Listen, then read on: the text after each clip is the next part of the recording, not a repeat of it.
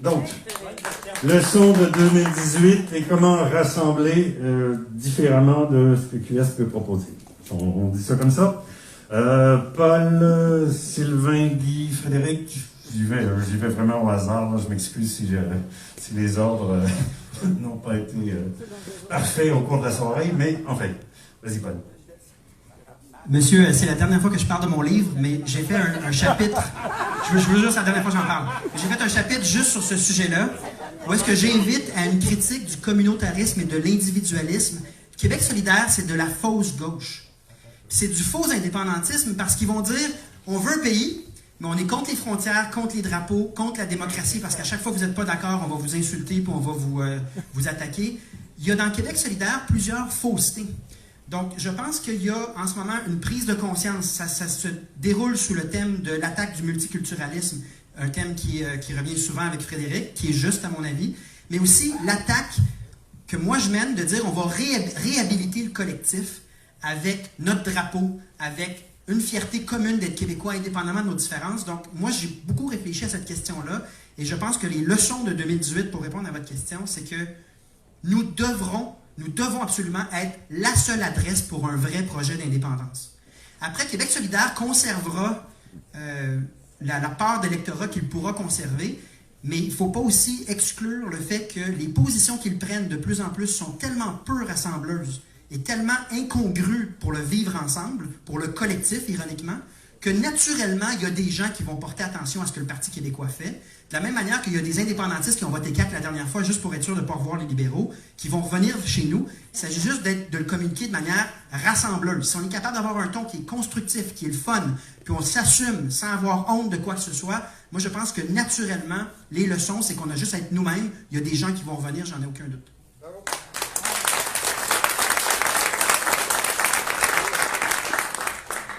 Toute convergence avec QS est fini, terminé, nada, niet. Je ne sais plus dans quelle langue le dire, là. Peut-être qu'il faudrait que tu me dises en suédois ou en danois, mais c'est fini. Fini, fi, ni. C'est clair? Maintenant, QS, ce sont sur papier des souverainistes. Moi, j'ai vérifié dans le programme, nous, contrairement à ce que Guy pense, c'est que notre engagement de faire du Québec un pays, c'est le point 1.1 dans notre programme. Savez-vous quoi? Chez QS, ça se retrouve à la page 47, le point 11.1. Ça tombe bien, c'est les mêmes chiffres, mais c'est 11. 11.1. QS, ce sont des souverainistes sur papier, mais ce ne sont pas des nationalistes. Nuance. Ils veulent recréer à l'intérieur du Québec le modèle canadien sans le pétrole. La preuve, quand vient le temps de voter au fédéral, il appuie qui? Le NPD. Le NPD, nous, en tout cas les indépendantistes du Parti québécois que je connais, travaillent avec nos frères et nos sœurs du Bloc québécois. Jamais on appuiera le NPD.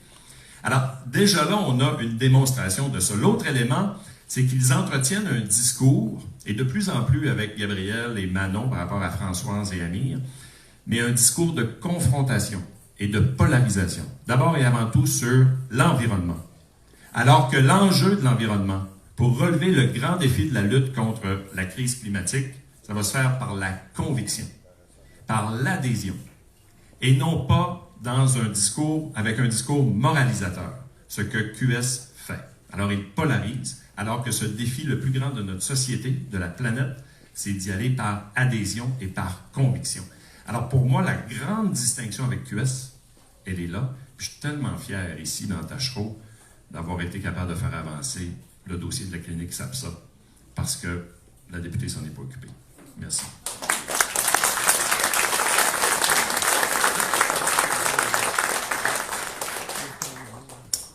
Alors, en dépit de ce que disait Sylvain, le Parti québécois a laissé tomber l'option principale de la souveraineté depuis plusieurs années, en voulant faire de la bonne gouvernance provincialiste, en voulant attendre les conditions gagnantes et en montrant qu'on était un parti de gauche, ce que nous ne sommes pas, nous sommes une coalition pour la simple et bonne raison que quand on fait un pays, on le fait avec tous les citoyens de ce pays-là et pas juste pour les gens qui ressemblent à Québec solidaire. Il n'y aura pas de convergence avec Québec solidaire et je peux vous dire une chose, on va non seulement aller chercher des gens qui ont voté pour Québec solidaire, mais on va aussi aller chercher des gens qui ont voté pour la CAQ le jour où on va affirmer qu'il y a d'un côté un parti nationaliste qui n'est pas souverainiste, puis un parti souverainiste qui n'est pas nationaliste, mais nous sommes les deux, un parti souverainiste et nationaliste, le Parti québécois. Merci. On voit que vous avez pris goût au débat, hein? Vous avez envie de vous relancer. Bonne nouvelle, il en reste 2 autres, vous allez pouvoir vous gâter. Donc Frédéric, pour terminer sur cette question. Alors, moi, j'ai toujours été contre la convergence depuis le début. D'ailleurs, moi aussi, j'ai écrit un livre, m'a fait plusieurs livres, mais j'en ai 2 ici. Donc, je vais faire mon auto-promotion. Je ne pourrais pas m'empêcher de laisser passer ça. Alors, après le naufrage, refonder le Parti québécois, je relate un peu mon expérience. J'avais piloté un comité sur la Constitution auprès de M. Lisée. Évidemment, j'étais tout à fait contre la convergence avec QS. Ce sont nos ennemis, nos pires ennemis avec les libéraux. Au niveau provincial, ce sont nos pires ennemis avec les libéraux. Et je partage ce que Sylvain disait, donc absolument pas de convergence. C'est juste dommage que la journée où Sylvain a lancé sa campagne à la chefferie, dans une entrevue à Cube Radio avec Antoine Robitaille, il a laissé la porte ouverte à la convergence. Alors pour moi, ça n'a jamais été un doute, ça n'a jamais fait l'objet d'aucun... Je vais écrire un livre. Voilà. Je vais l'acheter.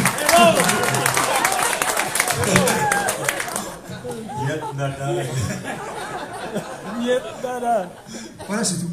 Parfait. Donc, on peut